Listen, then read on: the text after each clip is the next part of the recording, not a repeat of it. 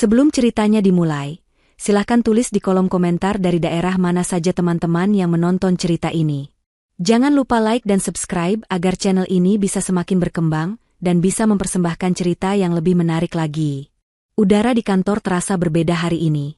Bukan lagi udara dingin pendingin ruangan yang biasa, melainkan dingin yang merayap dari desas-desus di sudut ruang dan tatapan cemas antar rekan kerja. Intan merasakannya begitu ia meletakkan tas di atas mejanya. Atmosfer yang biasanya sibuk dan penuh semangat kini terasa berat dan tegang. Sejak sebulan terakhir, kabar tentang kondisi perusahaan yang sedang tidak baik santer terdengar. Manajemen menyebutnya sebagai efisiensi dan restrukturisasi. Dua kata halus untuk satu kenyataan pahit yang semua orang takuti, pemutusan hubungan kerja. Intan mencoba mengabaikannya. Ia membuka laptopnya dan menatap deretan angka pada laporan penjualan yang harus ia selesaikan hari ini. Sebagai manajer pemasaran junior, ia selalu menjadi andalan tim. Laporan-laporannya detail, analisisnya tajam, dan ia tidak pernah menolak pekerjaan tambahan. Ia melakukan semua itu bukan hanya karena ambisi, tetapi karena sebuah keharusan yang menunggunya di rumah. Keharusan untuk menjadi mesin pencetak uang bagi suami dan mertuanya. Pikirannya melayang sejenak ke pagi tadi. Sebelum berangkat, suaminya, Bayu, dengan santai meminta uang 5 juta rupiah. Katanya untuk modal awal bisnis ternak lele bersama temannya. Ini adalah ide bisnis ketiga Bayu dalam 6 bulan terakhir. Yang pertama, kedai kopi kekinian, bangkrut dalam 3 bulan karena modalnya lebih banyak dipakai untuk nongkrong daripada untuk membeli bahan baku. Yang kedua, bisnis jual beli ponsel bekas, berhenti di tengah jalan karena Bayu ditipu dan merugi belasan juta. Semua modal itu, tentu saja, berasal dari rekening gaji Intan. Setiap kali Intan mencoba bertanya lebih detail, Bayu akan marah. Ia akan berkata, "Kamu ini istri, tugasmu mendukung suami. Jangan banyak tanya, nanti kalau sudah sukses kamu juga yang menikmati hasilnya." Dan seperti biasa, Ibu Murti, mertuanya, akan menimpali dari ruang tengah. Dengar itu, Intan. Suami itu pemimpin, jangan kamu bantah. Dulu bapaknya Bayu juga begitu. Modal jatuh bangun itu biasa. Kamu sebagai istri harusnya bangga punya suami yang mau berusaha, tidak seperti kamu yang cuma jadi pegawai. Ironis. Ibu Murti tidak pernah tahu, atau pura-pura tidak tahu, bahwa putranya itu tidak pernah benar-benar berusaha. Bayu lebih banyak menghabiskan waktu di rumah, bermain game online atau berkumpul dengan teman-temannya, merencanakan bisnis-bisnis besar yang tidak pernah terwujud. Sementara itu, Intan yang katanya, cuma pegawai, inilah yang membayar cicilan rumah, tagihan listrik, air, internet, bahkan uang belanja bulanan yang seringkali habis untuk memenuhi keinginan Ibu Murti membeli perhiasan imitasi atau tas baru untuk dipamerkan saat arisan. Intan menghela napas panjang, menarik dirinya kembali ke dunia nyata di depan layar laptop. Ia harus fokus. Laporan ini penting. Mungkin, jika kinerjanya tetap gemilang, namanya akan aman dari daftar PHK itu. Ia bekerja tanpa henti, hanya beranjak dari kursinya untuk sholat zuhur dan makan siang singkat dengan bekal yang ia bawa dari rumah. Ia melihat beberapa rekannya dipanggil satu persatu ke ruangan HRD. Sebagian kembali dengan mata sembab, sambil membereskan barang-barang pribadi mereka. Setiap panggilan itu membuat jantung Intan berdebar sedikit lebih kencang. Pukul 3 sore, giliran namanya yang terdengar dari interkom. "Intan, mohon ke ruangan Ibu Siska sekarang." Suara resepsionis itu terdengar datar. Namun bagi Intan, itu seperti suara palu hakim. Seluruh pasang mata di ruangannya kini tertuju padanya. Sebagian dengan tatapan iba, sebagian lagi dengan tatapan lega karena bukan mereka yang dipanggil. Dengan langkah yang terasa berat, Intan berjalan menuju ruangan manajer HRD yang terletak di ujung koridor. Ruangan Ibu Siska terasa lebih dingin dari biasanya. Wanita parubaya itu tersenyum tipis, senyum yang tidak mencapai matanya. "Silakan duduk, Intan," katanya lembut. Intan duduk di kursi di hadapan meja besar itu. Di atas meja, hanya ada sebuah laptop, beberapa tumpuk dokumen, dan sebuah amplop coklat yang tertutup rapat. Amplop itulah yang menyita seluruh perhatian Intan. "Intan, saya tidak akan berbelit-belit," Ibu Siska memulai. "Kamu adalah salah satu karyawan terbaik kami. Dedikasi dan kinerjamu selama ini sangat luar biasa, dan perusahaan sangat berterima kasih untuk itu." Intan hanya diam mendengarkan. Pujian ini terasa seperti pemanasan sebelum berita buruk yang sesungguhnya. "Seperti yang mungkin sudah kamu dengar, perusahaan kita sedang dalam kondisi yang sangat sulit. Penjualan menurun drastis dan kami terpaksa mengambil langkah-langkah berat untuk bisa bertahan. Salah satunya adalah dengan mengurangi jumlah karyawan secara signifikan." Ibu Siska berhenti sejenak, menatap Intan dengan tatapan menyesal. Dengan berat hati saya harus memberitahukan bahwa posisimu termasuk salah satu yang terdampak oleh kebijakan ini. Dunia Intan seakan runtuh. Meskipun ia sudah menduganya, mendengar kata-kata itu secara langsung terasa seperti pukulan telak di ulu hatinya. Napasnya tercekat. Ia berusaha keras untuk menjaga wajahnya tetap tenang, tidak ingin terlihat lemah atau menangis di depan atasannya. Ini suratnya. Ibu Siska mendorong amplop coklat itu ke arah Intan. Di dalamnya ada rincian pesangon dan semua hak yang akan kamu terima sesuai dengan peraturan. Semuanya sudah kami urus. Hari ini adalah hari kerja terakhirmu. Intan meraih amplop itu dengan tangan yang sedikit gemetar. Rasanya berat, lebih berat dari tumpukan laporan yang biasa ia kerjakan. Baik, Bu. Saya mengerti. Terima kasih atas informasinya, hanya itu yang mampu keluar dari mulutnya. Suaranya terdengar parau dan asing di telinganya sendiri. Setelah beberapa patah kata basa-basi lagi, Intan pamit keluar dari ruangan itu. Ia berjalan kembali ke mejanya seperti robot. Tatapan rekan-rekannya terasa seperti ribuan jarum kecil yang menusuk kulitnya. Tanpa berkata apa-apa, ia mulai memasukkan barang-barang pribadinya ke dalam sebuah kardus. Bingkai foto pernikahannya dengan Bayu, sebuah mug hadiah dari teman, beberapa buku catatan, dan tanaman kaktus kecil yang sudah menemaninya selama 3 tahun. Setiap barang terasa seperti sebuah kenangan dari kehidupan yang kini telah berakhir. Perjalanan pulang terasa paling menyiksa. Sambil menyetir mobilnya, pikirannya berkecamuk. Apa yang harus ia katakan pada Bayu dan Ibu Murti? Bagaimana reaksi mereka? Selama ini, ialah pondasi keuangan keluarga. Guncangan ini bukan hanya akan meruntuhkan dirinya, tapi juga seluruh struktur kehidupan nyaman yang selama ini dinikmati suami dan mertuanya. Ia takut. Bukan takut tidak bisa mencari pekerjaan baru, karena ia yakin dengan kemampuannya. Ia takut pada reaksi mereka, pada amarah dan kekecewaan yang pasti akan ditumpahkan seluruhnya padanya. Ia memarkir mobil di halaman rumah.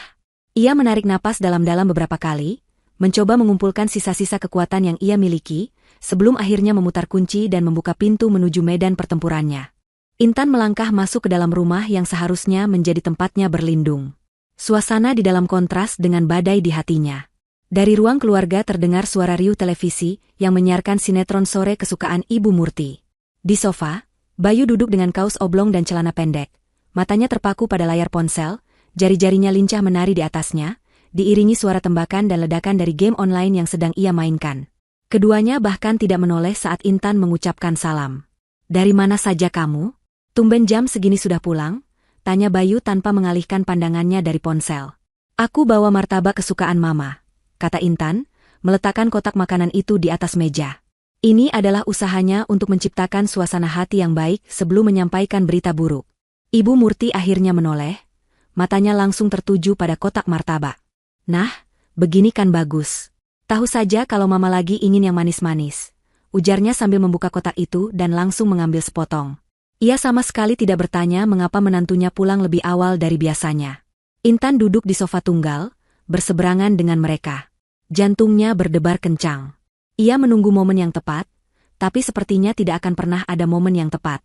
Bayu masih asyik dengan permainannya, sementara Ibu Murti sibuk mengunyah martabak sambil matanya tak lepas dari layar televisi. Intan merasa seperti orang asing di rumahnya sendiri. "Mas, Ma," panggilnya pelan. "Ada yang mau aku sampaikan."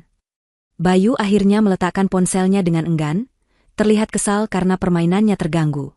"Apaan sih? Penting banget kelihatannya." Intan menarik napas dalam-dalam. "Tadi di kantor, aku dipanggil HRD. Perusahaan sedang ada pengurangan karyawan besar-besaran." Ia berhenti sejenak, berharap mereka bisa menangkap arah pembicaraannya. Ibu Murti mengerutkan kening. "Terus? Apa hubungannya sama kamu?" "Inilah saatnya. Aku salah satu karyawan yang kena PHK, ucap Intan dengan suara yang nyaris berbisik. Hening. Suara televisi menjadi satu-satunya bunyi yang mengisi ruangan selama beberapa detik. Bayu menatap Intan dengan mata membelalak, seolah tidak percaya dengan apa yang baru saja ia dengar. Wajah Ibu Murti yang tadinya santai kini berubah menjadi kaku dan dingin. "Apa kamu bilang?" Bayu bertanya dengan nada tinggi, memastikan ia tidak salah dengar. "Aku di PHK, Mas," ulang Intan, kali ini sedikit lebih tegas. Ledakan itu pun terjadi. Bayu bangkit dari sofa, wajahnya memerah karena amarah. "Di PHK? Kamu bercanda? Bagaimana bisa kamu di PHK? Apa kerjamu selama ini di kantor sampai bisa dipecat begitu saja? Bentaknya, suaranya menggema di seluruh ruangan. Aku tidak dipecat. Mas. Ini pengurangan karyawan, banyak yang kena. Alasan. Itu pasti karena kerjamu tidak becus. Aku sudah sering bilang, jangan terlalu santai jadi pegawai. Kamu itu perempuan, kerjanya pasti setengah-setengah, makanya kamu yang dibuang lebih dulu. Bayu berjalan mondar-mandir di depan Intan, tangannya menunjuk-nunjuk dengan kasar. Terus sekarang bagaimana? Cicilan rumah siapa yang bayar? Tagihan kartu kredit? Kebutuhan kita sehari-hari?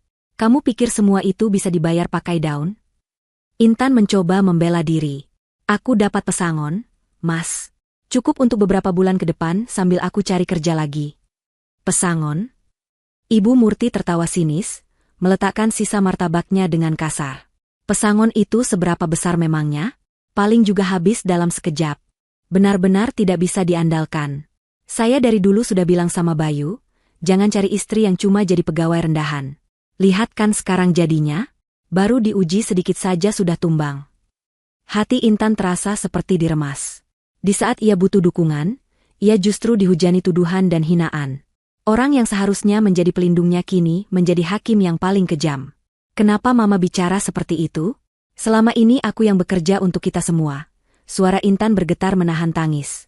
Oh, jadi sekarang kamu mau mengungkit itu semua? Bayu semakin murka.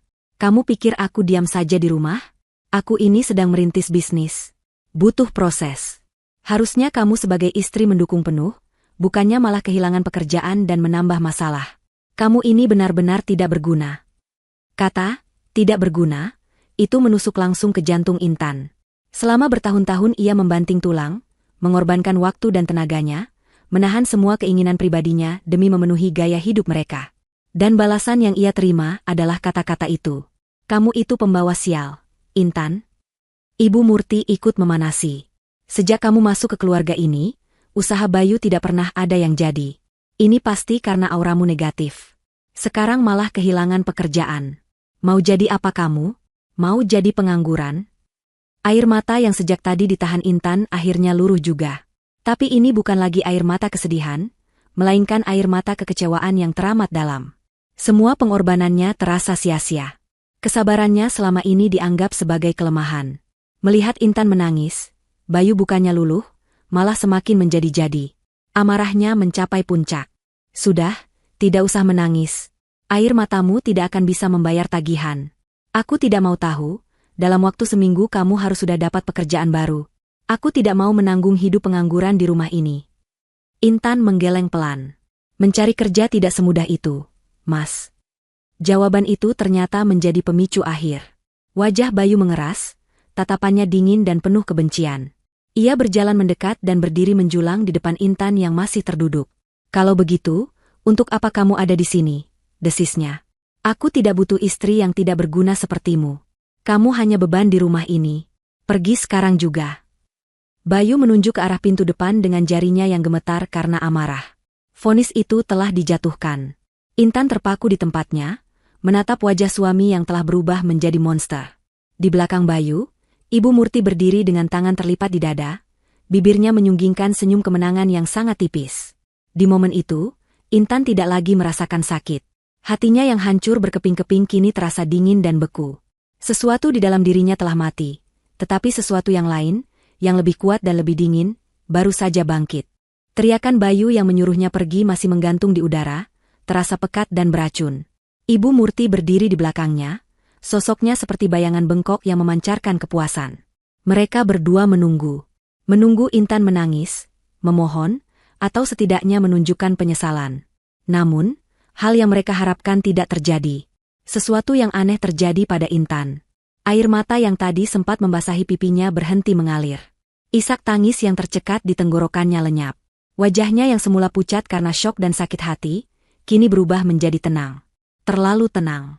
Ia mengangkat kepalanya dan menatap lurus ke arah Bayu, kemudian beralih ke Ibu Murti. Tidak ada lagi cinta atau ketakutan di matanya. Yang ada hanyalah kekosongan, seolah ia sedang menatap dua orang asing yang kebetulan berada di ruang tamunya. Tanpa mengucapkan sepatah kata pun, ia berbalik dan berjalan menuju kamar tidur mereka. Langkahnya mantap, tidak ada keraguan sedikitpun. Punggungnya yang tegak seolah memancarkan kekuatan baru yang membuat Bayu dan Ibu Murti saling berpandangan dengan bingung. Mereka mengira ini hanyalah sebuah drama, gertakan seorang istri yang sedang terluka. Di dalam kamar, Intan tidak membuang waktu. Ia membuka lemari pakaian yang besar, lemari yang penuh dengan baju, tas, dan sepatu. Sebagian besar adalah barang-barang mahal yang dibeli Bayu untuknya pada masa-masa awal pernikahan mereka yang lebih bahagia. Namun, Intan tahu, semua itu dibeli menggunakan kartu kredit yang ia bayar tagihannya setiap bulan. Ia melewati semua gaun sutra dan tas kulit itu tanpa minat. Ia justru membuka bagian lemari yang lebih kecil, tempat ia menyimpan pakaiannya sendiri. Pakaian kerja yang sederhana, beberapa setelan kaos dan celana jin, serta daster batik yang nyaman. Dengan gerakan cepat dan efisien, ia memasukkan pakaian-pakaian itu ke dalam sebuah koper berukuran sedang. Bayu muncul di ambang pintu, menyandarkan tubuhnya dengan angkuh. Mau kemana kamu? Memangnya ada yang mau menampungmu? Paling juga 2 hari lagi kamu kembali sambil merengek-rengek di depan pintu. Ejeknya. Intan tidak menjawab. Ia terus berkemas seolah Bayu adalah udara kosong. Sikapnya yang dingin itu justru membuat Bayu semakin kesal. Ia terbiasa dengan Intan yang selalu penurut dan mudah diintimidasi. Intan yang sekarang terasa berbeda, asing, dan itu membuatnya tidak nyaman. Setelah selesai dengan pakaian, Intan beralih ke meja rias. Ia hanya mengambil beberapa produk perawatan kulit dasar dan alat rias seperlunya, memasukkannya ke dalam tas kecil. Ia meninggalkan semua parfum mahal dan perhiasan yang pernah diberikan Bayu. Ia tidak mau membawa apapun yang bisa mengingatkannya pada kehidupan yang baru saja ia tinggalkan. Kemudian, ia melakukan sesuatu yang membuat Bayu dan Ibu Murti, yang kini ikut mengintip dari belakang putranya, terkejut. Intan berlutut di sudut ruangan, di dekat lemari. Tangannya meraba-raba bagian bawah dinding yang tertutup karpet tebal. Dengan sedikit tekanan, sebuah panel kecil di dinding terbuka, menampakkan sebuah brankas tanam digital yang tersembunyi. Mata Bayu dan Ibu Murti membelalak. Selama bertahun-tahun tinggal di rumah itu, mereka tidak pernah tahu ada brankas di sana. Dengan tenang, Intan memasukkan kombinasi angka. Pintu brankas terbuka dengan bunyi klik pelan. Di dalamnya bukan tumpukan uang atau perhiasan mewah. Isinya adalah beberapa tumpuk dokumen yang tersimpan rapi di dalam sebuah map kulit berwarna biru tua. Intan mengambil map itu, memeriksanya sekilas, lalu memasukkannya ke dalam tas jinjingnya. Ia juga mengambil sebuah buku tabungan dengan logo bank yang berbeda dari bank yang biasa ia gunakan untuk rekening gajinya, serta beberapa perhiasan emas warisan dari almarhumah ibunya. Harta satu-satunya yang benar-benar miliknya secara pribadi. Pikirannya melayang pada percakapannya dengan almarhum ayahnya, beberapa minggu sebelum ia menikah. Intan, kata ayahnya waktu itu sambil menggenggam tangannya. Pernikahan itu ibadah, tapi manusia bisa berubah. Ayah tidak mendoakan yang buruk, tapi kamu harus jadi perempuan yang cerdas dan mandiri. Jangan pernah bergantung sepenuhnya pada siapapun, bahkan pada suamimu. Selalu punya milikmu sendiri, sesuatu yang tidak bisa direnggut orang lain darimu. Nasihat itulah yang membuatnya bersikeras membeli rumah ini dengan namanya sendiri, menyisihkan sebagian penghasilannya ke rekening terpisah, dan membangun bisnisnya secara diam-diam. Saat itu ia merasa sedikit bersalah, seolah tidak sepenuhnya percaya pada Bayu. Sekarang, ia bersyukur pada firasat dan kecerdasannya sendiri. Bisnis itu berawal dari sebuah hobi. 2 tahun lalu, saat ia merasa jenuh dengan rutinitas dan lelah dengan permintaan uang Bayu yang tidak ada habisnya, ia mulai merancang dan menjual pakaian muslimah secara online. Awalnya hanya beberapa potong, dijual dari mulut ke mulut. Tak disangka, responsnya luar biasa. Desainnya yang modern namun tetap santun disukai banyak orang. Perlahan tapi pasti, bisnis yang ia beri nama, Fajar Busana, itu tumbuh. Dari kamar tidur, ia pindah ke garasi, lalu menyewa sebuah ruko kecil untuk dijadikan gudang dan kantor. Kini, ia sudah memiliki belasan karyawan dan omzet puluhan juta setiap bulannya. Semua itu ia rahasiakan rapat-rapat. Ia tahu, jika Bayu dan Ibu Murti tahu tentang uang itu, mereka akan menganggapnya sebagai sumber dana tak terbatas untuk semua keinginan mereka. Intan menutup pintu brankas, mengembalikan panel dinding ke tempatnya, dan merapikan karpet. Ia bangkit, menarik gagang kopernya, dan berjalan keluar dari kamar tanpa menoleh lagi. "Hei, apa isi map itu?" sergah Bayu, rasa penasarannya mengalahkan egonya. Intan berhenti sejenak di ambang pintu kamar. Ia menatap suaminya dengan tatapan yang tidak bisa diartikan. "Sesuatu yang akan memastikan aku tidak akan pernah kembali ke neraka ini lagi," jawabnya dengan suara datar. Ia berjalan melewati mereka berdua di ruang keluarga. Ibu Murti yang terkejut hanya bisa menatapnya dengan mulut sedikit terbuka. Intan terus melangkah menuju pintu depan. Ia tidak merasakan kesedihan saat tangannya memutar kenop pintu. Tidak ada nostalgia.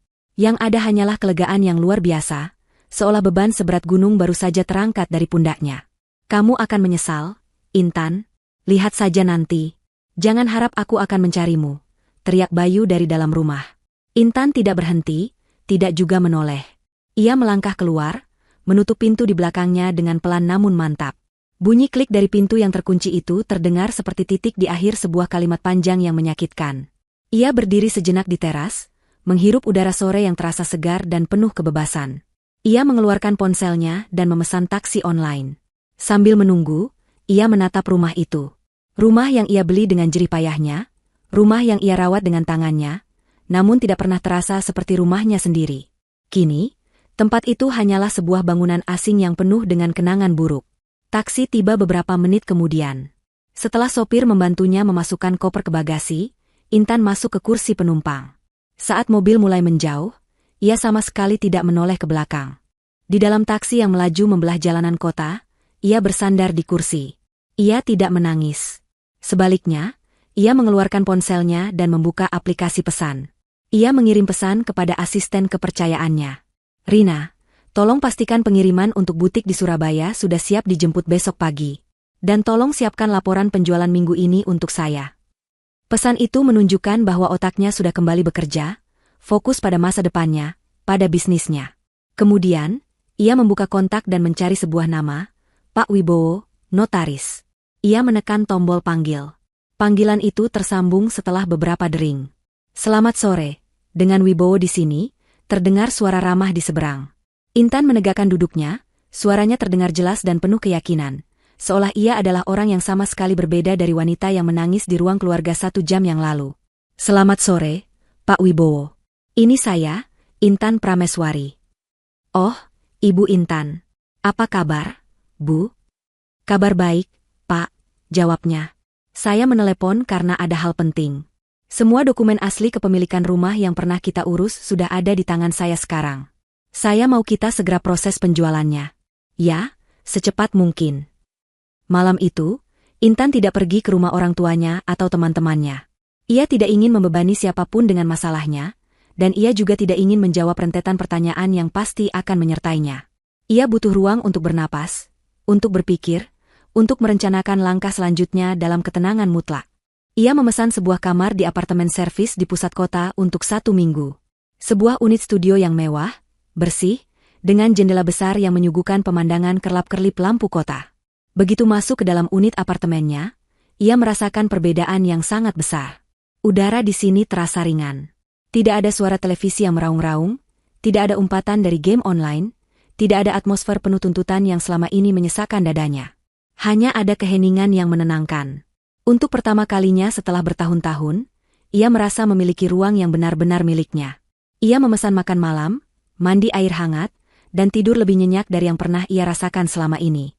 Keesokan paginya, Intan bangun dengan energi baru. Tidak ada lagi jejak kesedihan di wajahnya. Yang ada hanyalah tekad yang membara. Ia berdandan rapi, mengenakan salah satu setelan kerja terbaiknya yang ia simpan di kantor bisnisnya. Penampilannya profesional dan penuh percaya diri. Hari ini adalah hari pembalasan, hari untuk mengambil kembali semua yang menjadi haknya. Tujuan pertamanya adalah bank tempat rekening gajinya dibuat. Ia tidak masuk melalui antrean umum, melainkan langsung menuju layanan nasabah prioritas, sebuah fasilitas yang ia dapatkan karena nominal gajinya yang cukup tinggi. Ia disambut oleh seorang petugas wanita yang ramah. Selamat pagi, Ibu Intan. Ada yang bisa saya bantu? Pagi, Mbak. Saya mau mengurus beberapa hal, jawab Intan sambil menyerahkan kartu identitas dan buku tabungannya. Pertama, saya mau menarik semua sisa saldo di rekening gabungan saya dengan suami saya, Bayu Pratama. Pindahkan semuanya ke rekening pribadi saya. Petugas itu sedikit terkejut. Semua saldo, Bu? Sampai 0? Betul, sampai 0, tegas Intan. Dalam hatinya ia berkata, 99% uang di rekening itu adalah hasil transfer gajinya setiap bulan. Bayu hanya sesekali memasukkan sejumlah kecil uang, itu pun biasanya langsung ia tarik kembali dalam beberapa hari. Baik, Bu, akan kami proses. kata petugas itu sambil mengetik di komputernya. Selanjutnya, saya mau membatalkan dan memblokir semua kartu kredit tambahan yang terhubung dengan kartu kredit utama saya. Ada 2 kartu, satu atas nama Bayu Pratama, dan satu lagi atas nama Murti. Dibatalkan secara permanen, Bu? Secara permanen, ulang Intan tanpa ragu. Ia sudah muak melihat tagihan kartu kredit yang membengkak setiap bulan karena dipakai Bayu untuk membeli gadget terbaru, atau Ibu Murti untuk berbelanja di butik dan makan di restoran mahal. Setelah semua urusan di bank selesai, Intan merasa sebagian bebannya terangkat. Ia melanjutkan perjalanannya ke kantor notaris, Pak Wibowo. Pria parubaya itu sudah menunggunya. Mereka duduk di ruang rapat yang nyaman. Intan mengeluarkan map biru tua dari tasnya dan meletakkan semua dokumen asli di atas meja. Sertifikat hak milik rumah, IMB, bukti pembayaran PBB terakhir, semuanya lengkap. Pak Wibowo memeriksa setiap lembar dokumen dengan teliti. Semua lengkap dan sah, Bu. Kepemilikan tunggal atas nama Ibu Intan Prameswari. Tidak ada masalah sama sekali untuk menjualnya. Saya mau prosesnya secepat mungkin, Pak, kata Intan. Saya tidak peduli dengan harga yang terlalu tinggi. Selama penawarannya masuk akal dan pembayarannya cepat, saya akan terima. Saya ingin semua ini selesai. Pak Wibowo mengangguk mengerti. Saya paham, Bu. Saya punya beberapa klien investor properti yang selalu mencari properti di lokasi sebagus rumah Ibu. Saya akan segera hubungi mereka. Ibu cukup tanda tangani surat kuasa menjual ini, sisanya biar tim saya dan agen properti rekanan kami yang mengurus. Intan menandatangani surat kuasa itu dengan tangan mantap. Satu lagi ikatan dengan masa lalunya telah ia putuskan. Dari sana, ia langsung menuju ruko yang menjadi pusat operasi Fajar Busana. Melihat karyawannya yang sibuk bekerja, tumpukan bahan yang siap dipotong, dan rak-rak yang penuh dengan pesanan yang siap dikirim, semangatnya kembali melambung. Inilah dunianya, inilah kerajaan yang ia bangun sendiri dari nol. Sementara itu, di rumah yang sebentar lagi akan kehilangan tuannya, Bayu dan Ibu Murti bangun kesiangan. Mereka merasa menang. Mereka berhasil mengusir beban dalam hidup mereka. Mereka berencana merayakannya dengan memesan makanan dari restoran hotel bintang 5. Bayu meraih ponselnya dengan santai dan membuka aplikasi ojek online. Ia memilih menu-menu mahal tanpa ragu. Namun, saat tiba di halaman pembayaran dan mencoba menggunakan kartu kreditnya, sebuah tulisan merah muncul, transaksi ditolak. Sialan, jaringannya jelek kali ya, gerutu Bayu. Ia mencobanya lagi. Gagal. Ia mencoba kartu kredit lain yang juga merupakan kartu tambahan dari Intan. Hasilnya sama. Kenapa, Yu? Tanya Ibu Murti yang sudah tidak sabar menunggu makanannya. Nggak tahu nih, MA. Kartunya nggak bisa dipakai. Mungkin lagi ada gangguan dari bank. Jawab Bayu, mulai merasa kesal. Ia belum menaruh curiga sedikitpun pada Intan.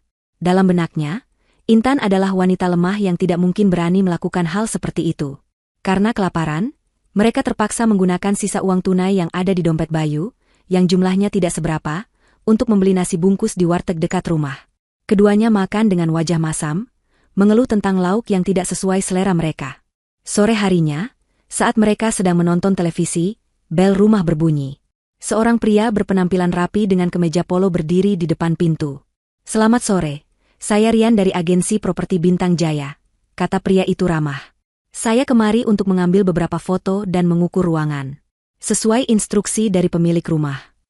Bayu mengerutkan kening. Pemilik rumah? Saya pemiliknya. Saya tidak pernah menyuruh Anda datang. Rian tersenyum sopan sambil melihat catatan di tabletnya. Mohon maaf, Pak. Menurut data yang kami terima dari kantor notaris Wibowo, pemilik tunggal yang sah atas properti ini adalah Ibu Intan Prameswari. Beliau yang menugaskan kami untuk segera menjual rumah ini. Jantung Bayu seakan berhenti berdetak. Ibu Murti yang mendengar percakapan itu dari dalam langsung menghampiri. Apa maksudmu? Ini rumah anak saya? Mohon maaf, Bu. Kami bekerja berdasarkan dokumen yang sah, jawab Rian dengan sabar.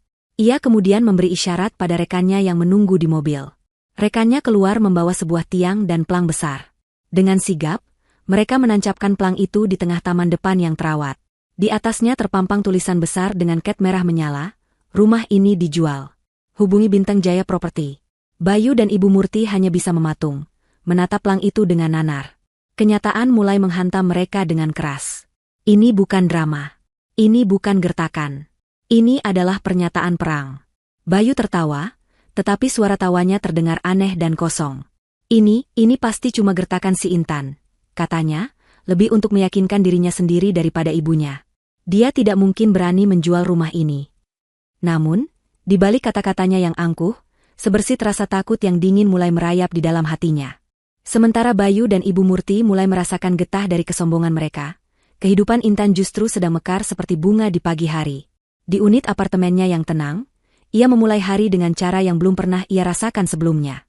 Tidak ada lagi alarm yang berbunyi panik, tidak ada lagi kewajiban untuk bangun lebih pagi demi menyiapkan sarapan untuk dua orang yang tidak pernah menghargainya. Ia bangun saat cahaya matahari pagi menyelinap masuk melalui jendela besar, melakukan peregangan, dan menyeduh secangkir teh hijau. Sambil duduk di balkon kecil, menatap kota yang mulai menggeliat, ia merasakan kedamaian yang melingkupinya. Kedamaian yang berasal dari kemandirian sejati. Hari itu, ia memutuskan untuk mengunjungi pusat operasional Fajar Busana. Ia merindukan atmosfer kreatif dan produktif di sana. Begitu ia tiba di ruko 2 lantai itu, ia disambut dengan senyum hangat dari para karyawannya. Di lantai bawah, suara mesin jahit berderu ritmis. Para penjahit terampil sedang mengubah gulungan kain menjadi gaun-gaun dan tunik yang indah. Di lantai atas, tim desain dan pemasaran sedang sibuk di depan laptop mereka. Ini adalah dunianya. Sebuah ekosistem yang ia bangun dengan keringat, air mata, dan jam-jam tidur yang ia korbankan. Pagi, Bu Intan. Saparina, asisten kepercayaannya. Laporan penjualan mingguan sudah saya kirim ke email Ibu. Ada kabar baik, pesanan dari salah satu department store besar di Jakarta sudah masuk. Mereka mau ambil 300 potong untuk koleksi bulan depan. Intan tersenyum lebar. Bagus, Rina. Tolong atur jadwal produksi, pastikan kualitasnya nomor 1. Jangan sampai kita mengecewakan klien sebesar itu. Ia menghabiskan beberapa jam di sana, berdiskusi dengan tim desain tentang tren warna terbaru, memeriksa kualitas jahitan, dan bahkan membantu melipat beberapa pakaian yang sudah selesai untuk dikemas. Ia bukan tipe bos yang hanya duduk di belakang meja. Ia terlibat langsung, dan itulah yang membuat para karyawannya sangat menghormatinya. Mereka tidak melihatnya sebagai wanita yang baru saja mengalami krisis rumah tangga. Mereka melihatnya sebagai pemimpin yang tangguh dan inspiratif. Siang harinya, Intan bertemu dengan seorang agen properti. Bukan agen yang menjual rumah lamanya, melainkan agen khusus yang membantunya mencari tempat tinggal baru. Setelah mengunjungi beberapa lokasi, pilihannya jatuh pada sebuah unit apartemen 2 kamar tidur di gedung yang lebih baru dan lebih prestisius. Letaknya strategis, fasilitasnya lengkap, dan yang terpenting, sistem keamanannya sangat ketat. Unit ini menghadap ke timur, Bu. Jadi setiap pagi Ibu akan dapat sinar matahari yang bagus. Jelas sang agen sambil membuka tirai jendela di ruang utama. Dan dari sini, Ibu bisa lihat pemandangan taman kota. Sangat menenangkan. Intan berjalan mengelilingi unit yang masih kosong itu. Lantainya terbuat dari kayu, dapurnya modern dengan peralatan serba baru, dan kamar mandinya dilengkapi dengan bathtub. Ia bisa membayangkan dirinya tinggal di sini. Membangun sebuah rumah yang sesungguhnya, tempat di mana ia bisa merasa aman dan menjadi dirinya sendiri. Tempat yang tidak akan pernah ternoda oleh teriakan dan hinaan. Saya ambil yang ini, kata Intan dengan mantap, mengejutkan sang agen dengan keputusannya yang cepat. Tolong urus administrasinya. Saya mau pembayaran tunai. Keputusan itu terasa sangat membebaskan. Ia tidak perlu lagi meminta pertimbangan atau izin dari siapapun. Ia adalah nahkoda bagi kapalnya sendiri, penentu bagi takdirnya sendiri. Ini adalah uangnya, hasil kerja kerasnya, dan ia akan menggunakannya untuk membangun fondasi kehidupannya yang baru. Dalam perjalanan kembali ke apartemen sementaranya, mobilnya berhenti di lampu merah. Di trotoar, ia melihat sepasang suami istri sedang berdebat sengit. Sang pria menunjuk-nunjuk wajah istrinya, sementara sang wanita hanya bisa menunduk dan menangis. Pemandangan itu seperti cerminan buram dari masa lalunya. Dulu, mungkin ia akan merasa iba pada wanita itu. Tapi sekarang, ia justru merasakan dorongan yang berbeda. Ia ingin wanita itu mengangkat kepalanya, berhenti menangis, dan pergi dari sana. Ia ingin semua wanita tahu bahwa mereka memiliki kekuatan untuk pergi dari situasi yang merendahkan mereka. Rasa iba itu dengan cepat tergantikan oleh gelombang rasa syukur.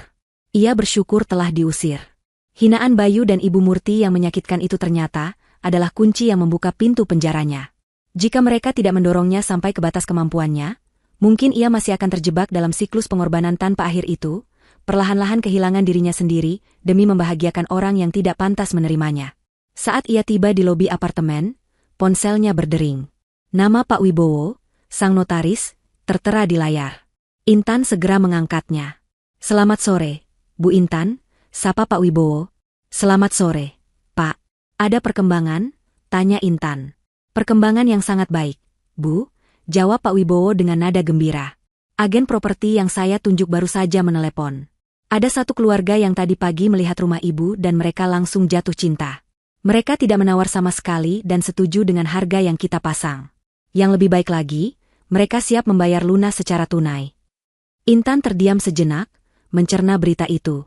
Secepat ini, ia mengira butuh waktu berminggu-minggu, atau bahkan berbulan-bulan. "Mereka ingin prosesnya dipercepat, Bu. Mereka bertanya apakah bisa melakukan pelunasan dan serah terima akta jual beli di kantor saya besok pagi. Apa Ibu setuju?" Jantung Intan berdebar. Besok. Itu berarti babak akhir dari kehidupan lamanya akan ditutup kurang dari 24 jam lagi. Tidak ada keraguan sedikit pun dalam dirinya. Ini adalah jalan keluar yang ia inginkan. "Setuju, Pak," jawabnya dengan suara yang tegas dan mantap. "Lanjutkan saja. Besok pagi saya akan datang ke kantor Bapak untuk penandatanganan." Setelah menutup telepon, Intan menatap cakrawala kota dari jendelanya. Matahari mulai terbenam, melukis langit dengan warna jingga dan emas. Itu adalah pemandangan yang indah. Pemandangan fajar barunya. Sementara di bagian lain kota itu, bagi Bayu dan Ibu Murti, senja itu adalah awal dari malam terpanjang dalam hidup mereka. 2 hari berlalu sejak Plang dijual, itu terpancang angkuh di halaman depan rumah. Bagi Bayu dan Ibu Murti, 2 hari itu terasa seperti sebulan. Kejutan awal telah berganti menjadi kombinasi aneh, antara kemarahan yang meluap-luap dan penyangkalan yang keras kepala.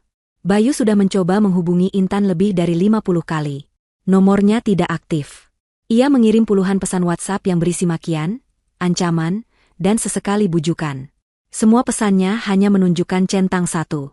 "Anak itu benar-benar sudah gila. Dia pikir dengan memblokir nomorku masalah selesai," geram Bayu sambil melempar ponselnya ke sofa. "Dia pikir aku akan memohon padanya? Tidak akan pernah. Lihat saja, kalau uangnya sudah habis, dia pasti akan kembali." Ibu Murti, yang sedang mengipasi dirinya dengan majalah bekas, menimpali, "Benar. Perempuan tidak tahu diuntung. Dikasih hidup enak malah berulah. Biarkan saja, nanti juga dia sadar tidak bisa hidup tanpa kamu. Yuk, paling penting, kita jangan tunjukkan kalau kita panik. Anggap saja Plang di depan itu cuma pajangan." Mereka berusaha keras untuk bersikap normal, tetapi kenyataan menampar mereka dari segala arah. Uang tunai mereka hampir habis. Untuk makan, mereka terpaksa mengandalkan mie instan atau membeli nasi dengan lauk termurah. Rumah mulai terasa kotor dan berantakan. Tumpukan piring kotor menggunung di dapur, dan debu mulai terlihat di perabotan. Selama ini, Intan atau asisten rumah tangga yang ia bayar yang mengurus semuanya. Kini, mereka harus hidup dalam kekacauan yang mereka ciptakan sendiri. Pada hari ketiga, tepat setelah makan siang dengan menu mie instan lagi, bel rumah berbunyi. Bayu, yang mengira itu adalah teman nongkrongnya, membuka pintu dengan malas.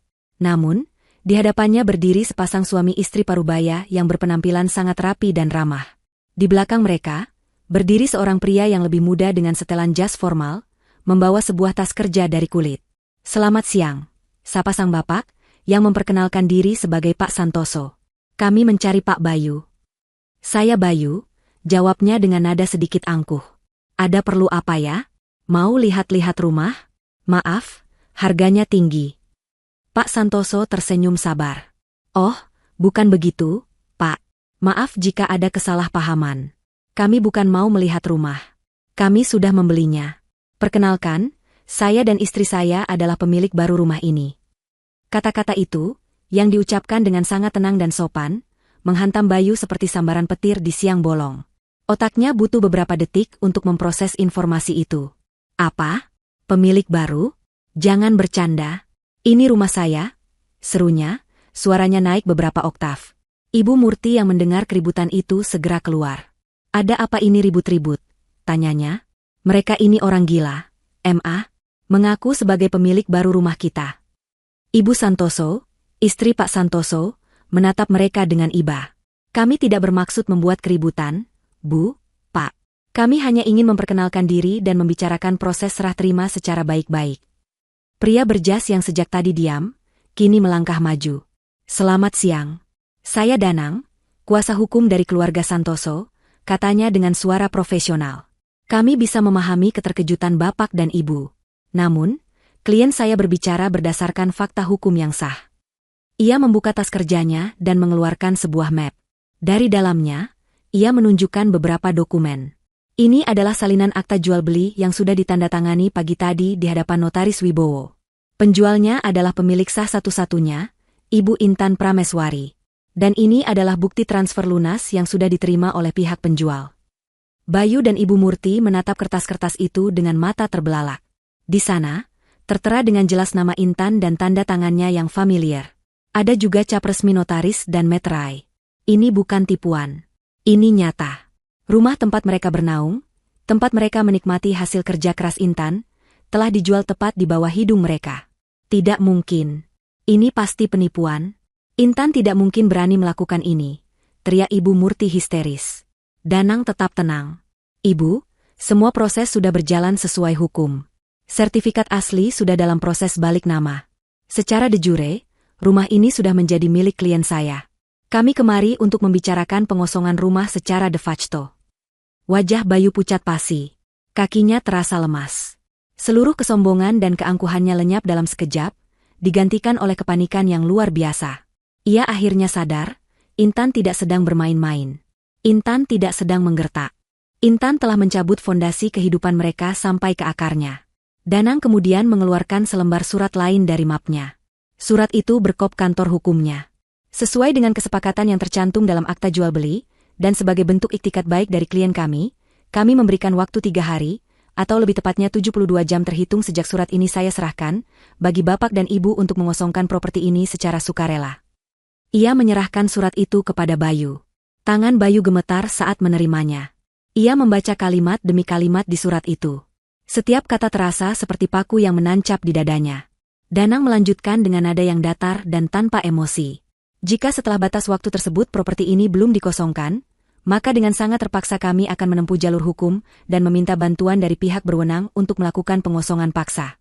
Semua biaya yang timbul dari proses itu akan kami bebankan kepada Bapak dan Ibu. Kami harap kita tidak perlu sampai ke tahap itu. Setelah mengatakan itu, Danang dan keluarga Santoso mengangguk sopan. Kami permisi dulu. Selamat siang, kata Pak Santoso sebelum mereka berbalik dan berjalan kembali ke mobil mereka. Bayu dan Ibu Murti hanya bisa berdiri mematung di ambang pintu, menatap mobil mewah itu pergi. Di tangan Bayu, tergenggam surat perintah pengosongan. Surat itu terasa dingin, sedingin kenyataan pahit yang kini harus mereka hadapi. Dunia mereka telah runtuh. Dan mereka sadar, mereka sendiri yang telah memberikan palu kepada Intan untuk menghancurkannya. Pintu itu tertutup dengan pelan, tetapi bunyinya terdengar seperti ledakan di telinga Bayu dan Ibu Murti. Mereka masih berdiri di teras, terpaku, sementara mobil keluarga Santoso dan pengacaranya menjauh dari pandangan. Di tangan Bayu, surat perintah pengosongan itu terasa lebih berat dari sebatang logam. Angin sore yang sepau-sepau kini terasa dingin, menusuk kulit, membawa hawa malapetaka yang tak terbantahkan. Keheningan yang mencekam itu pecah oleh suara tangisan. Bukan tangisan pelan, melainkan raungan keputusasaan dari Ibu Murti. Ia merosot ke lantai teras, memukuli ubin dengan tangannya yang mulai keriput. Habislah kita. Habis. Rumah kita dijual. Kita mau tinggal di mana? Bayu? Ratapnya. Bayu, yang masih mencoba mencerna kenyataan pahit itu, tersentak oleh raungan ibunya. Kepanikan yang sejak tadi ia tekan kini, meledak menjadi amarah yang buta. Tapi kali ini, amarahnya tidak lagi ditujukan pada Intan yang tidak ada di sana. Amarah itu ia tumpahkan pada satu-satunya orang yang tersisa. Ini semua gara-gara Mama. Bentaknya, suaranya serak. Kalau saja Mama tidak terus-terusan meracuni pikiranku, kalau saja Mama tidak terus-terusan menghina Intan, semua ini tidak akan terjadi. Dia tidak akan pergi. Ibu Murti berhenti menangis. Matanya yang sembab menatap putranya dengan tidak percaya. Kenapa kamu jadi menyalahkan Mama? Kamu yang suaminya. Kamu yang mengusirnya. Mama kan hanya mendukung keputusanmu sebagai anak laki-laki. Mendukung? Bayu tertawa getir. Mama bukan mendukung, tapi menghasut. Setiap hari yang Mama bicarakan hanya uang, uang, dan uang. Mama yang mengajariku untuk memeras Intan. Mama yang bilang Intan itu cuma mesin ATM berjalan. Sekarang mesinnya pergi, kita jadi apa? Pertengkaran hebat pun tak terhindarkan. Mereka saling menyalahkan, saling mengungkit kesalahan, mengeluarkan semua unek-unek yang selama ini terpendam. Rumah yang tadinya menjadi saksi bisu kesombongan mereka, kini menjadi arena pertarungan dua manusia egois yang sedang diambang kehancuran.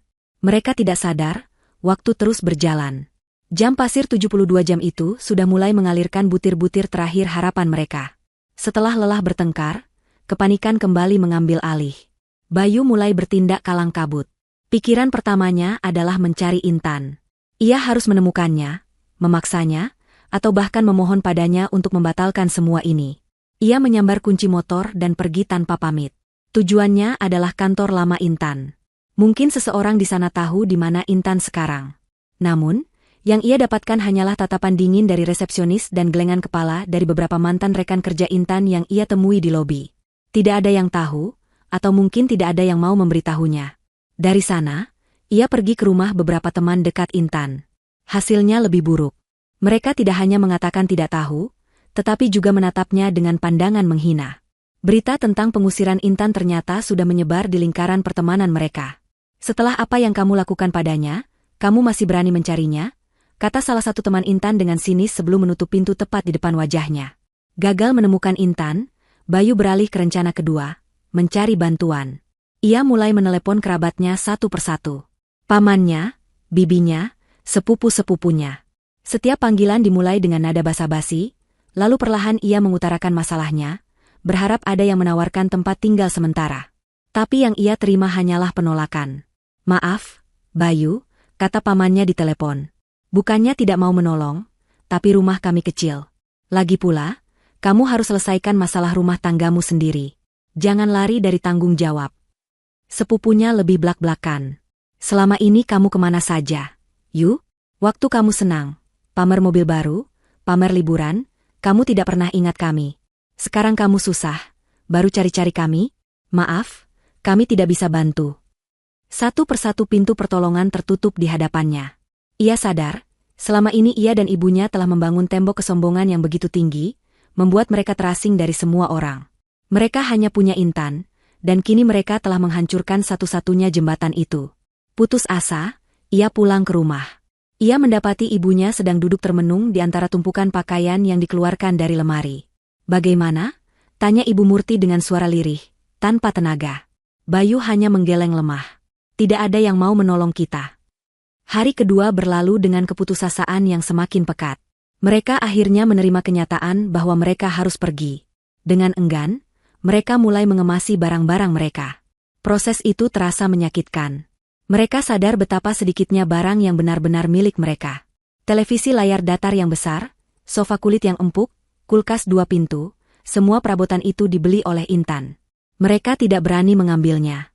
Yang bisa mereka bawa hanyalah pakaian dan beberapa barang pribadi, dimasukkan ke dalam kardus-kardus bekas mie instan yang mereka kumpulkan dari warung. Malam terakhir di rumah itu terasa sangat panjang. Mereka tidak bisa tidur. Setiap sudut rumah seolah mengejek mereka, mengingatkan mereka pada kenyamanan yang akan segera hilang. Tidak ada lagi pertengkaran, hanya ada keheningan yang berat dan penyesalan yang terlambat. Pagi di hari ketiga tiba terlalu cepat. Tepat pukul 10 pagi, sebuah mobil box kecil berhenti di depan rumah. Dari mobil itu turunlah Danang, si pengacara, bersama 2 orang pria berbadan tegap yang mengenakan seragam security. Kedatangan mereka tepat waktu, efisien, dan tanpa emosi. Danang berjalan ke arah pintu yang sudah terbuka. Ia melihat Bayu dan Ibu Murti yang duduk di lantai di antara kardus-kardus mereka. Wajah mereka kuyu seperti mayat hidup. Selamat pagi, Pak Bayu, Bu Murti, sapa Danang dengan nada datar yang sama seperti tempo hari. Waktunya sudah habis. Bayu menatapnya dengan mata merah. Beri kami sedikit waktu lagi, pintanya, suaranya nyaris tak terdengar. Harga dirinya sudah hancur lebur. Danang menggeleng pelan. Maaf, Pak, klien saya, keluarga Santoso, akan mulai pindahan siang ini. Kami tidak bisa menundanya lagi.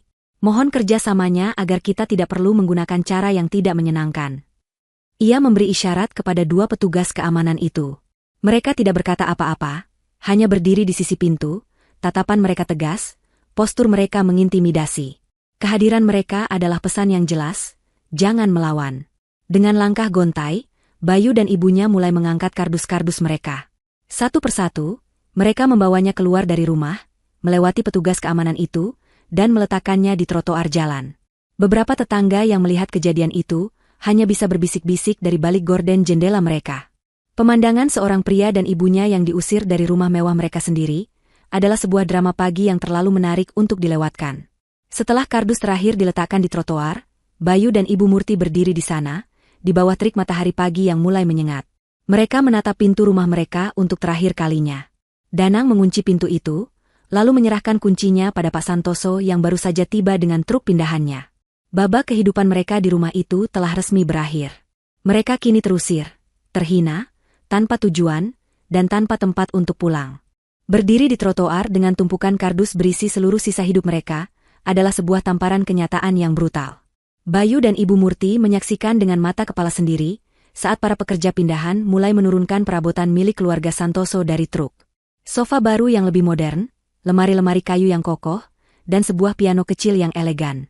Barang-barang itu dibawa masuk ke dalam rumah yang beberapa menit lalu masih menjadi milik mereka.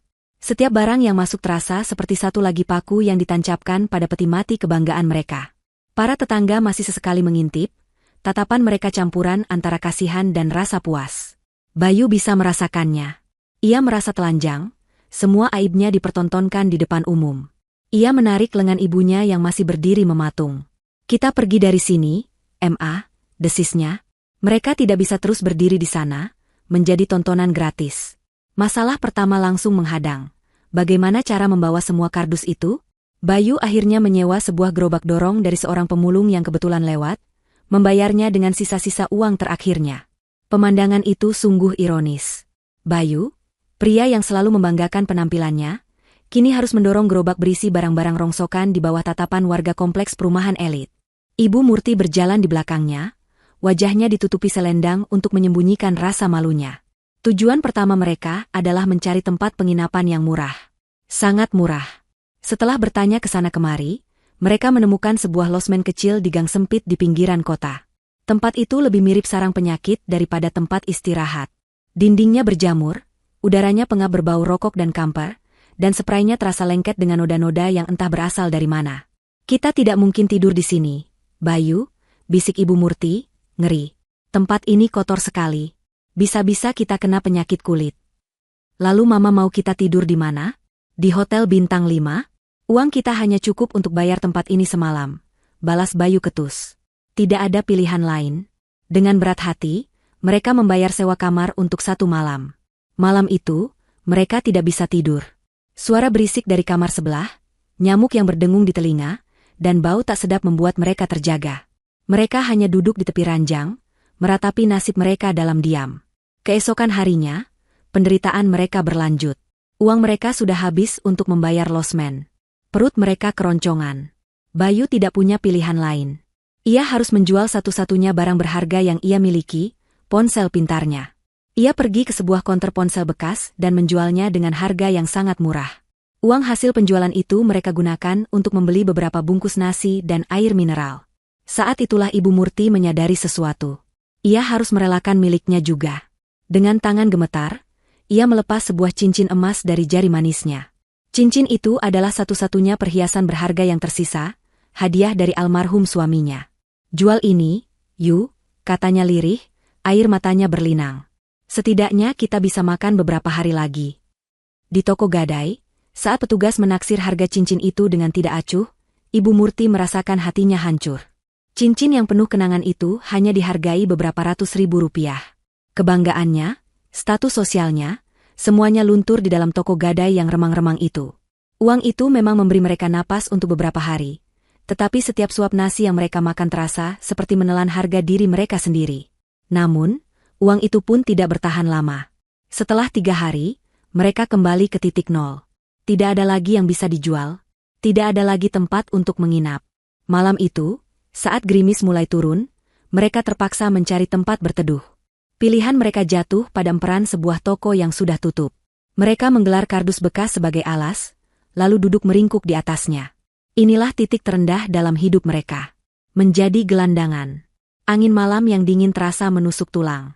Suara kendaraan yang lalu lalang menjadi musik latar penderitaan mereka. Ibu Murti, wanita yang dulu selalu tampil necis dan wangi, kini hanya bisa memeluk lututnya. Tubuhnya gemetar menahan dingin dan lapar. Bayu, pria sombong yang dulu memandang rendah semua orang, kini hanya bisa menatap kosong ke jalanan yang basah. Pikirannya dipenuhi penyesalan. Ini hukuman, Yu, bisik Ibu Murti di tengah isak tangisnya. Ini hukuman karena kita sudah menyakiti hati Intan. Bayu tidak menjawab. Ia tahu ibunya benar. Tepat saat mereka berada di puncak keputusasaan, sebuah mobil sedan mewah berwarna hitam mengilap berhenti di lampu merah, tidak jauh dari tempat mereka meringkuk. Jendela belakang mobil itu turun perlahan. Di dalamnya, duduk seorang wanita yang tampak begitu anggun dan bersinar. Wajahnya familiar. Itu Intan. Ia terlihat sangat berbeda. Rambutnya ditata rapi, riasannya sempurna, dan ia mengenakan blus sutra yang elegan. Ia sedang tertawa, sebuah tawa lepas dan bahagia yang belum pernah mereka dengar selama bertahun-tahun. Ia sedang berbicara dengan seorang pria tampan berjas di sebelahnya, yang menatapnya dengan penuh kekaguman.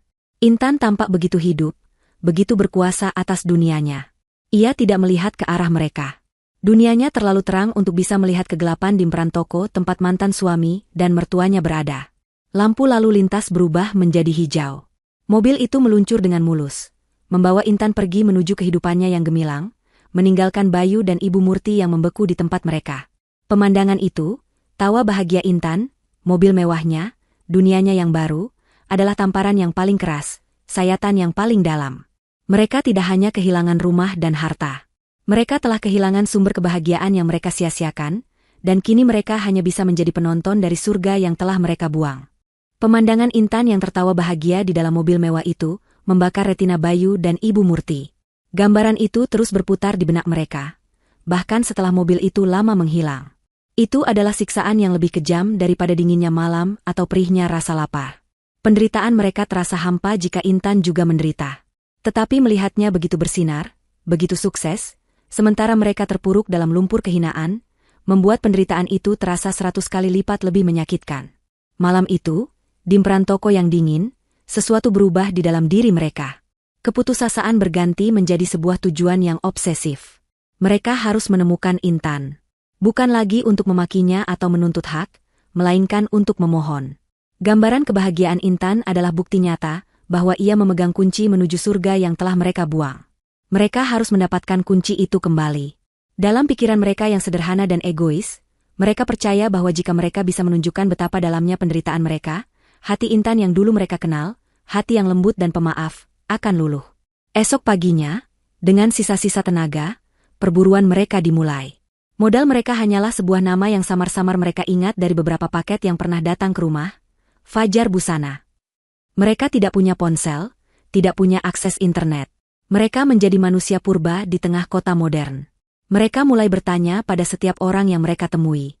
Penjaga toko, tukang parkir, pengemudi ojek. Pak, Bu, tahu alamat kantor Fajar Busana? Sebagian besar hanya menggeleng tidak tahu. Sebagian lagi menatap mereka dengan curiga, mengira mereka adalah penipu. Setelah seharian berjalan kaki tanpa hasil, Bayu teringat sesuatu. Warung internet. Dengan sisa uang koin terakhir yang mereka miliki, mereka masuk ke sebuah warnet yang pengap. Bayu membayar untuk 30 menit akses. Tangannya yang kotor dan gemetar terasa canggung di atas papan ketik yang lengket. Ia mengetik, Fajar Busana, di mesin pencari. Dan di sanalah itu muncul. Sebuah situs web yang profesional, akun media sosial dengan puluhan ribu pengikut, dan yang terpenting, sebuah alamat. Alamat kantor pusat yang terletak di sebuah kawasan perkantoran yang cukup prestisius di pusat kota. Melihat alamat itu, secercah harapan muncul. Namun, harapan itu segera diredupkan oleh kenyataan. Lokasinya berada di seberang kota. Mereka tidak punya uang untuk ongkos. Tidak ada pilihan lain, mereka harus berjalan kaki. Perjalanan itu memakan waktu hampir 2 hari. Mereka berjalan di bawah terik matahari, tidur di halte bus saat malam, dan menahan lapar dengan minum air dari keran masjid. Penampilan mereka semakin mengenaskan.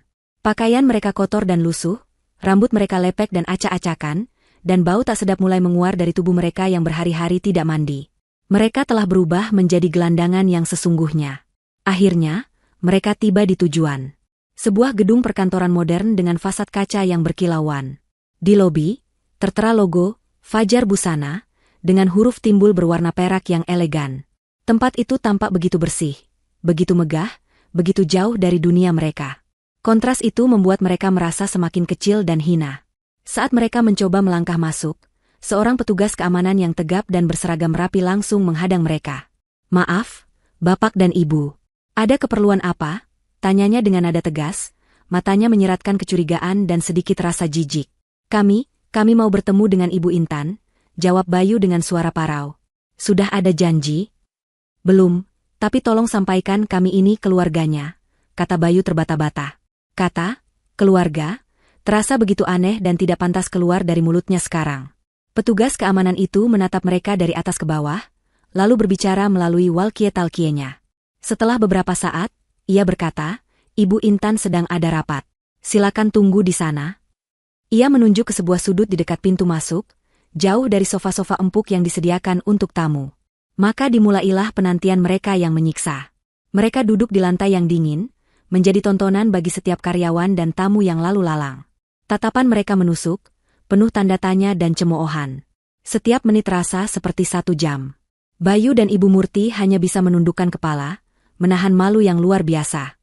Inilah karma mereka, dipertontonkan di lobi kerajaan yang dibangun oleh wanita yang pernah mereka injak-injak. Setelah hampir 2 jam menunggu, pintu lift terbuka. Dari dalamnya, melangkah keluar Intan. Ia terlihat persis seperti dalam penglihatan Bayu malam itu. Anggun, berwibawa, mengenakan setelan blazer berwarna krem yang membuatnya tampak seperti seorang eksekutif sukses. Ia sedang tersenyum sambil berbicara dengan asistennya, Rina. Saat pandangannya menyapu lobi, senyum di wajahnya seketika membeku. Matanya bertemu dengan mata Bayu dan Ibu Murti. Waktu seakan berhenti. Keheningan yang aneh menyelimuti lobi yang tadinya sibuk. Wajah Intan yang tadinya hangat berubah menjadi topeng yang dingin dan tak terbaca. Melihat tatapan itu, Bayu dan Ibu Murti tahu ini adalah satu-satunya kesempatan mereka. Didorong oleh keputusasaan yang absolut, mereka melakukan hal yang tak terpikirkan. Mereka bergegas maju, dan sebelum Intan sempat bereaksi, mereka berdua menjatuhkan diri ke lantai di hadapannya. Mereka bersujud, dahi mereka menyentuh lantai marmer yang dingin, tepat di depan sepatu hak tinggi Intan. "Intan, maafkan kami, Nak," raung Ibu Murti, suaranya pecah oleh isak tangis. "Kami mengaku salah. Kami sudah menerima hukuman kami. Tolong, ampuni kami." Bayu ikut menimpali, wajahnya terbenam di lantai. "Aku mohon, Tan. Aku salah. Aku suami yang tidak berguna. Aku sudah gila waktu itu. Tolong, beri aku satu kesempatan lagi. Terima kami kembali, aku janji akan berubah. Aku akan cari kerja, aku akan melakukan apapun yang kamu minta." Seluruh lobi terdiam. Semua mata tertuju pada pemandangan yang surreal itu. 2 orang tua yang kotor dan compang-camping bersujud di kaki seorang wanita muda yang sukses. Rina dan petugas keamanan bergerak maju untuk menarik mereka. Tetapi Intan mengangkat satu tangannya, memberi isyarat agar mereka berhenti. Ia membiarkan Bayu dan Ibu Murti mengeluarkan semua permohonan mereka, membiarkan mereka merendahkan diri mereka sampai ke titik terendah. Setelah ratapan mereka mereda, menyisakan isak tangis yang memilukan, Intan bergerak. Ia tidak menyuruh mereka berdiri. Sebaliknya, ia berjongkok perlahan, menyejajarkan wajahnya dengan wajah mereka yang masih tertunduk. Keanggunannya tidak hilang sedikit pun. Ia menatap dalam-dalam pada 2 sosok yang telah memberinya luka paling dalam itu. Udara di sekitar mereka terasa berat, penuh penantian. Dan akhirnya, ia berbicara. Suaranya tidak berteriak, tidak juga gemetar. Suaranya terdengar sangat pelan, namun tajam dan menusuk, membelah keheningan lobi. "Kalian bilang aku beban, kan?"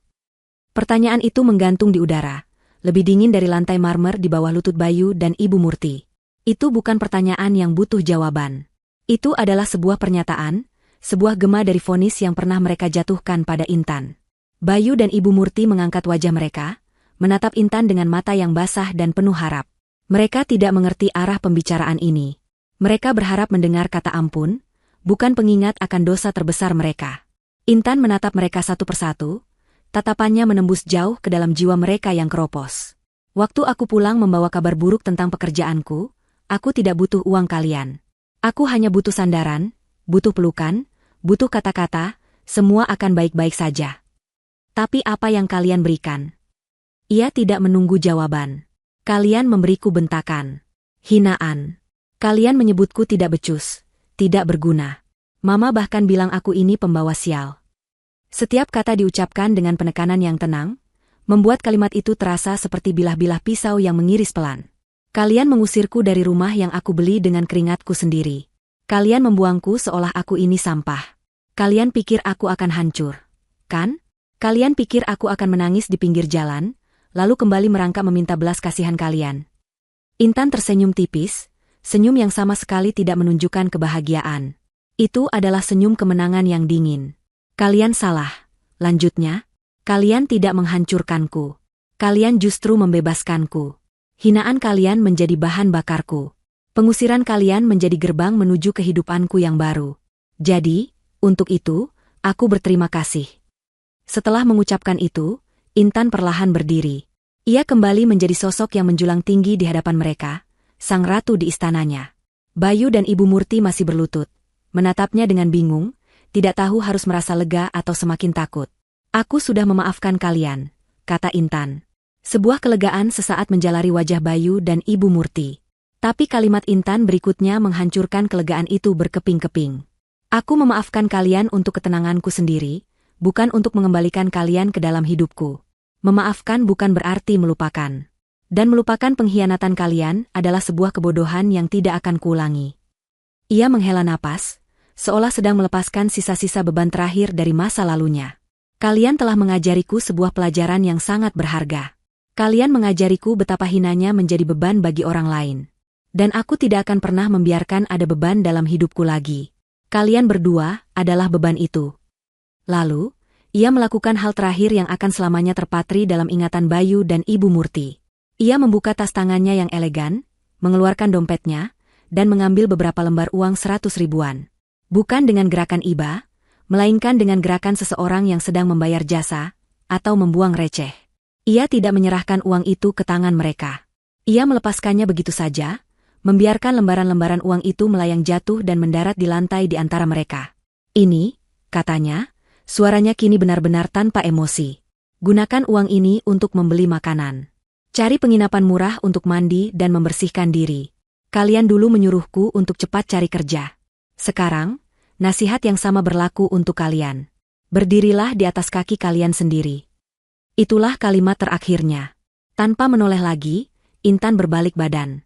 Petugas keamanan dan Rina, yang sejak tadi menunggu dengan tegang, segera bergerak. Petugas keamanan dengan sigap membukakan pintu utama untuknya, sementara Rina mengikutinya dari belakang. Intan melangkah keluar dari lobi itu, menuju mobilnya yang sudah menunggu. Ia masuk ke dalam, dan mobil itu melaju dengan tenang, membawanya pergi dari dua sosok masa lalunya untuk selamanya. Ia tidak pernah melihat ke belakang. Di lobi, Bayu dan Ibu Murti masih berlutut, terpana. Mereka menatap uang yang berserakan di depan mereka, lalu menatap pintu kaca tempat Intan baru saja menghilang. Keheningan di lobi pecah oleh bisik-bisik dan tatapan tajam dari orang-orang di sekitar. Rasa malu yang mereka rasakan kini mencapai puncaknya. Dengan tangan gemetar, Ibu Murti mulai memunguti lembaran uang itu satu persatu. Setiap lembar terasa seperti bara api yang membakar tangannya. Ini bukan uang pertolongan. Ini adalah uang pesangon, tanda pemutusan hubungan tanpa syarat. Mereka akhirnya bangkit, berjalan gontai keluar dari gedung megah itu. Mereka kalah. Kalah telak. Mereka telah memainkan kartu terakhir mereka dan gagal total. Beberapa hari kemudian, Intan berdiri di balkon apartemen barunya yang mewah. Di tangannya ada secangkir teh hangat. Pemandangan kota di malam hari terhampar di hadapannya seperti permadani permata. Ia tersenyum, senyum yang tulus dan damai. Ia akhirnya menemukan rumahnya. Tempat di mana ia dihargai, di mana ia bisa menjadi dirinya sendiri, di mana ia aman. Sementara itu, jauh di sudut kota yang gelap dan terlupakan, di bawah sebuah jembatan layang yang bising, Bayu dan Ibu Murti duduk meringkuk. Mereka menggunakan uang pemberian Intan untuk bertahan hidup beberapa hari. Tapi uang itu akan habis. Dan setelah itu, tidak ada apa-apa lagi. Mereka bukan lagi siapa-siapa. Hanya dua bayangan tanpa nama, yang selamanya akan dihantui oleh kenangan akan seorang wanita yang mereka sebut beban, tanpa menyadari bahwa wanita itulah satu-satunya alasan mengapa dunia mereka pernah memiliki cahaya.